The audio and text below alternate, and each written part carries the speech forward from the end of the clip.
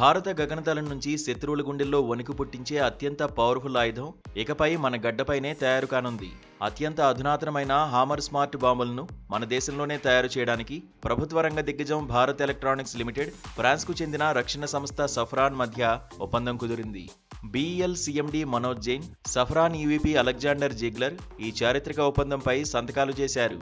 ఈ రెండు అగ్రశ్రేణి సంస్థలు 50-50 వాటాలతో ఒక జాయింట్ వెంచర్ కంపెనీని ఏర్పాటు చేయబోతున్నాయి.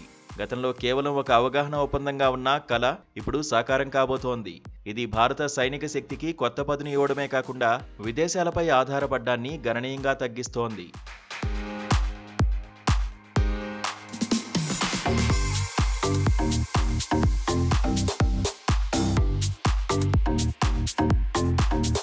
హామర్ పేరులోనే దాని శక్తి ఉంది.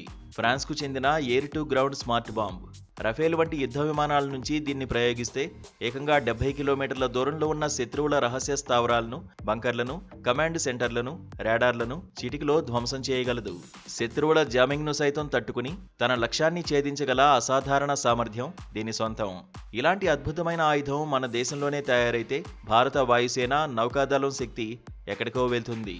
భవిష్యత్తులో మన తేజస్ యుద్ధ విమానాల్లో కూడా వీటిని అమర్చే అవకాశం ఉంది.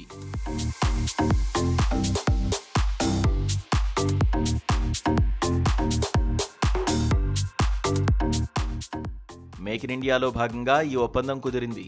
తొలి దశలో కొంత దిగుమతి చేసుకున్నా ఆ తర్వాత దశలవారీగా ఈ బాంబు తయారీలో అవసరమయ్యే ఎలక్ట్రానిక్, మెకానికల్ భాగాల్లో ఏకంగా 60% వరకు మన దేశంలోనే తయారు చేయాలని నిర్ణయించారు.